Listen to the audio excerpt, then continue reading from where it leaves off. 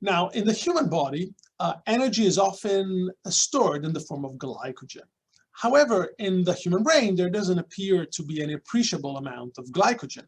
So there has to be some other mechanism whereby when some part of your brain uses energy because it's engaged in neural activity, the components that allow neurons to create more energy, so oxygen and glucose, can be delivered to that part of the brain.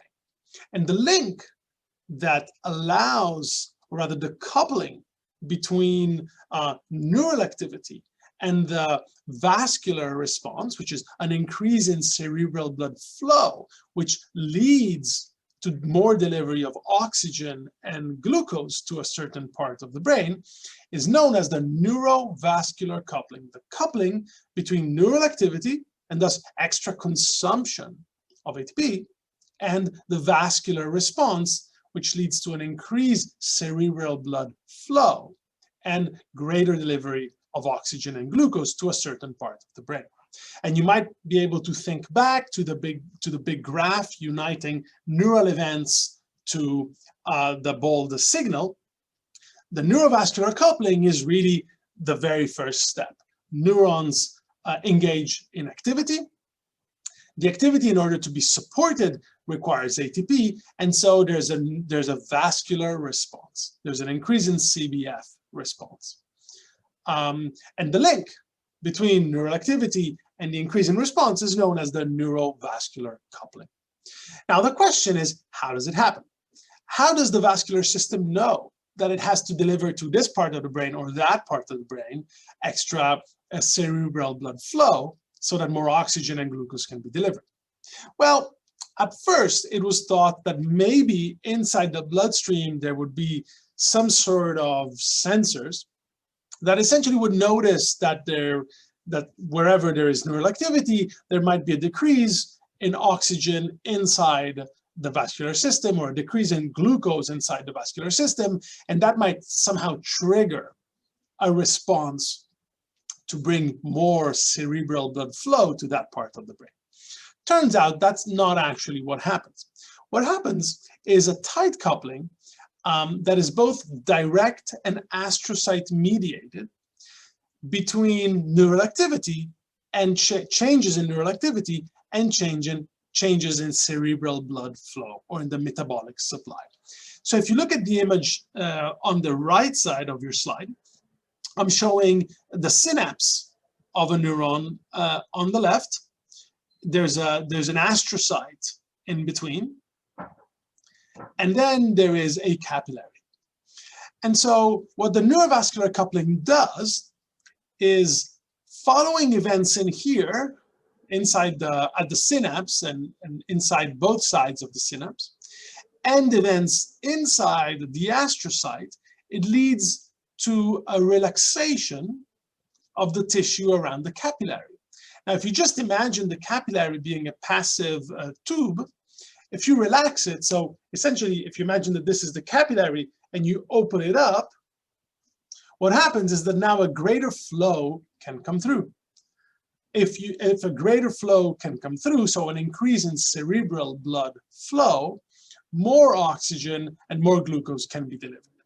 So the neurovascular coupling is really a way for neural events through directly events that happens inside the neuron and events that happen inside the astrocyte to induce a relaxation in the muscle surrounding capillaries. And as these muscles relax, a greater cerebral blood flow can come through, thereby bringing more oxygen, more glucose to that part of the body. Now, what is it that mediates the neurovascular coupling? What events give rise to changes in how relaxed the muscles surrounding capillaries are? Well, there are a number of different possible events.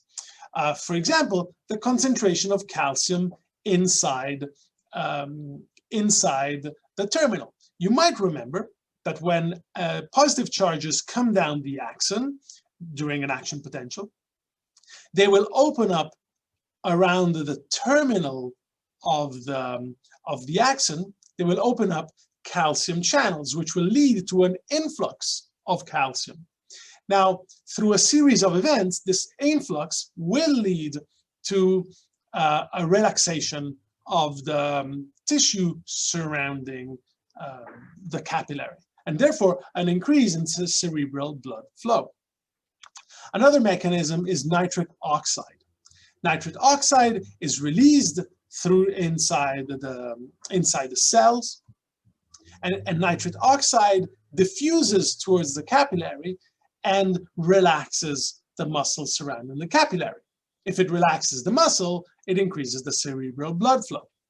Similarly, the muscle tissue surrounding capillaries is also sensitive to the amount of adenosine. And you remember adenosine is part of ATP. So as energy consumption varies, the muscle tone surrounding the capillaries changes. Similarly, lactate also leads to a relaxation in the capillary. And you'll remember that lactate is one of the byproducts of anaerobic respiration. And it makes sense, as the cell bodies, as the cells use more energy, they produce more lactate, and lactate, as a result, as it accumulates, it ends up relaxing the capillary. After all, lactate does increase with neural activity. So it makes sense that an increase in lactate would relax the muscle around the capillaries, pretty much calling for more oxygen and for more glucose. Similarly, changes in concentration of potassium will also end up leading to a relaxation of the muscle surrounding the capillary and therefore greater cerebral blood flow. And finally, and probably the most important of them all, glutamate. Now, glutamate is the principal excitatory neurotransmitter inside the human brain. And it's released from the vesicles inside the synaptic cleft. And glutamate will trigger a number of events, both inside the following cell, the postsynaptic cell, and inside the astrocyte, that will lead to an increase in cerebral blood flow by relaxing the muscles surrounding the capillary. So all these different events, all of which are tied to neural activity, pretty much end up calling greater oxygen and greater glucose via an increase in cerebral blood flow to this part of the brain. In other words, the neurovascular coupling functions by linking events that happen during neural activity to a relaxation of the muscles around the capillary, which therefore passively will allow for greater cerebral blood flow. As a greater cerebral blood flow happens at this particular capillary, this will also lead to an increase in the oxygen delivered to that part of the brain and the glucose, both of which will allow for the creation of ATP. Now, as I was saying, glutamate is probably the most important of all of these mechanisms. In fact, in 2010, Atwell and colleagues proposed what they called, tongue-in-cheek, the bold hypothesis.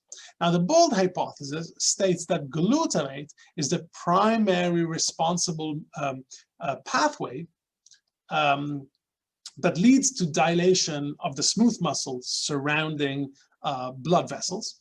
And therefore, glutamate is the primary culprit for the bold signal, which for us is great, because glutamate is the principal excitatory neurotransmitter inside the human brain. So it's wonderful, as somebody who does use fMRI, in fact, the bold contrast, so bold fMRI, it's wonderful to know that the principal cause of bold might be the principal excitatory neurotransmitter inside the human brain. Because this tells us that what we are observing with bold, which is very indirect, is, however, based on the principal excitatory neurotransmitter and its changes in concentration at the synaptic cleft. Now, of course, this does nonetheless lead to questions about how about all the other neurotransmitters? And the question there is whether other neurotransmitters can give rise to similar events in the postsynaptic neuron and astrocyte, as does glutamate. So here's what happens inside in a schematic fashion as glutamate is released. So we have the terminal of one cell, and the glutamate gets released into the synaptic cleft, and then two cascades of events happen. On the one hand, glutamate binds to the NMDA receptors, and NMDA receptors typically trigger secondary cascades. The typical messenger for secondary cascades inside neurons is calcium. And calcium will then trigger neuronal nitric oxide synthase, which will then essentially result in nitric oxide diffusing outside of the neuron all the way to the smooth muscles surrounding a blood vessel. This will then give rise to an increase in cyclic GMP, and cyclic GMP will then have the effect of dilating the smooth muscle, thereby leading to an increase in cerebral blood flow. Similarly, although it doesn't seem to be as strong a chain, calcium will also lead to an increase in phospholipase A2, which will lead to an increase in arachidonic acid, which will lead to a change in prostaglandin, and these two seem to have some dilatatory effect on the smooth muscle, although not quite as big as nitric oxide. Now the second pathway, so this is a neuron-mediated pathway, but then there's an astrocyte-mediated pathway where glutamate binds to glutamate receptors, and these two will give rise to a secondary cascade, through the typical secondary messenger, which is calcium. And here too, calcium will result in changes in phospholipase A2 and arachidonic acid, which will lead to a change in prostaglandin, which will lead to a change in EET, which is almost unpronounceable, epoxy-eicosatriadonic, if I remember correctly, and an increase in arachidonic acid. And all of these, including an increase in potassium, and now all of these net will have the effect of dilating the smooth muscle. Arachidonic acid seems to have the opposite effect, but of course, net, all of these secondary cascades, both the astrocyte and the neurally mediated ones, end up dilating the smooth muscle around the blood vessel, the capillary. So as the capillary relaxes, there will just be a greater cerebral blood flow, which will lead to increase in oxygen and glucose delivery.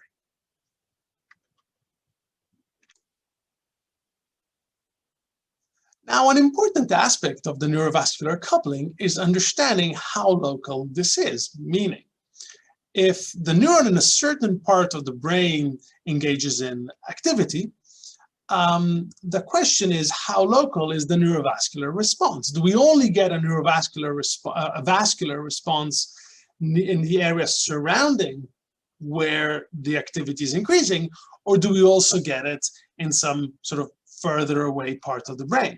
And the reason this is so important is because ultimately this could be a limit on just how precise bold fMRI could be. If the response to neural activity, if the vascular response to neural activity in a certain piece of the brain is very local, then fMRI can be very precise. If instead, if a certain part of the brain becomes active and the vascular response affects a broad part of the vascular system, then ultimately fMRI cannot be that precise. So Yadikol and colleagues looked at this in the rodent model. So what you're seeing here, these brownish lines, these are the parallel fibers inside a rat's cerebellum. And what you see sort of in this cartoon depiction here is a blood vessel. What they did is with an electrode, they stimulated activity in this exact part of the brain. And then they looked at the vascular response. And so what they saw is that within just about 1 millimeter radius, the blood vessels engorged up to 20% of their basal state. So they increased their diameter by 20 to 25%, as we expected. On the other hand, the feeding branch of the blood vessel only engorged by 8 to 10%, and the further away you go, the less you actually see a response. So in a sense, this is saying that definitely the maximal change in the vascular system does seem to be within just about 1 millimeter diameter from where there's increased neural activity. Now, Ngai and colleagues did something very similar, except this is the sciatic nerve model of a rat. So what you're seeing in the image on the right is different branches of the vascular system around nearby the sciatic nerve of a rat. And what Ngai and colleagues did is they stimulated neurons just nearby here, very similar to Yadikola and colleagues. So they stimulated activity nearby A1 and A2, these two branches, and then looked at what happened in the rest of the vascular system. So what you're seeing here are A1, so this branch up here, just zoomed in. Then you're seeing A and B, so the feeder branch to A1 and the parallel one. And then you can see C and D, which are two branches far away from the place of stimulation. And each of these pictures was taken before stimulation. Then you stimulate, let's see what happens. Exactly as expected and similar to what Yadikola showed in what I showed in the previous slide, A1, which is nearby the stimulation, engorged and increased its diameter. So the blood vessel nearby the stimulation engorged and increased its diameter. So this blood vessel right here. How about A, so the feeding blood vessel to A1? Well, it turns out that this one also engorged, exactly as expected, a little bit less percentage-wise than A1, but also engorged exactly as expected. B, on the other hand, didn't really change much. So already at this level, we see that whereas the feeder branch is engorging and the local blood vessel is engorging a lot, the sister branch doesn't seem to be engorging much, if at all. And finally, if you look at the two branches far away, C and D, they really pretty much don't change at all. So similar to Yadikola, to the previous slide, Ngai and colleagues do show that there's a local engorging in the vascular system nearby the site of neural activation. And the further away you go from the site of stimulation, the less the engorgement. So in this sense, the neurovascular coupling is confirmed to be fairly tight spatial-wise. Now, what is interesting of what Ngai and colleagues did is that they also looked at the temporal dynamics of neural stimulation and of the vascular response. So, for example, say that you have a blood vessel, and I'm looking at this graph right here, and I'm plotting time on the x-axis and the diameter of the capillary. So if you were just to stimulate, and you'd stimulate it at point 0, if you were just to stimulate neurons and look at the size of the capillary, you would see this particular shape. So the neural activation, the neural stimulation starts, and then the neuron starts expanding and relaxing, peaks after just about 5 to 8 seconds, and then slowly recontracts back to just about baseline. It takes just about 20 seconds to go back close to baseline. So for a brief moment of excitation, the response in terms of the diameter is this protracted long response. So this already tells us something about the fact that fMRI, bold fMRI, which is based on the vascular response, is delayed with respect to the neural activity, because the neural activity happens here and then stops, and you get this whole long response. Now, what is also interesting, and I'm looking at the second graph, this is plotting the strength of the stimulation, so the intensity of the stimulation, with the percent increase in the diameter of the blood vessel. Now, as you make the stimulus stronger and stronger, the blood vessel relaxes more and more. Of course, this cannot go on to infinity because our heads would explode anytime we think. So after a certain amount of relaxation and of expansion of the blood vessel, it plateaus and it stops expanding. So you can stimulate more and more and more and more. It's not going to cause blood vessels to relax more and more and more and more and more, okay, which makes good sense. Finally, so there's a relationship between the strength of the activation and the amount of change in the diameter of the blood vessels. This is great, because now we know there's a proportionality between just how much your neurons are firing and how strong is the vascular response. So now we know that the strength of activation is translating into strength of relaxation and diameter change of the vascular system. So there's a mechanism for us to be able to observe through the vascular system how strong is the neural activity. Now, the same is true with respect to time. If you stimulate for 10 seconds, you get a certain length of response. If you stimulate for 20 seconds, see, you get this increased plateau where the diameter of the blood vessel remains increased. And if you stimulate for 30 seconds, this plateau, this area of protracted increase of the diameter remains for longer and longer and longer and longer. So this graph down here tells us that not only there's a proportionality between how strong the activation is and how relaxed and how much an increase in diameter there is in blood vessels, it also tells us that the increase in diameter translates the length of the activation. So if you have a longer neural activity, you will get a longer period of increased diameter in the blood vessel. So this is also great news because it tells us that not only that the vascular system is preserving some of the information with respect to strength of stimulation and length of stimulation of neural activity. Remember, we are looking at neurons through the vascular system. We're not seeing neurons directly with fMRI. We're seeing the effect of neural activity on changes in oxygenation and deoxygenation.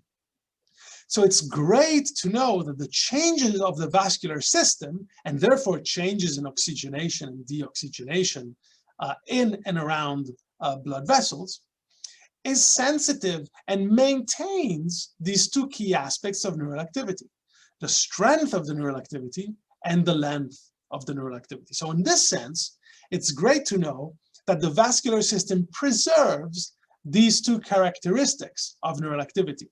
So even though we're seeing the vascular response and not neural activity directly, we can see a measure of how strong the stimulation must have been, or the neural activation must have been, and how long it must have been. Because the vascular system is able to maintain and translate the strength of stimulation and length of stimulation into vascular events, which is to say, into how much of a dilation you get in the capillary and for how long do you get this dilation.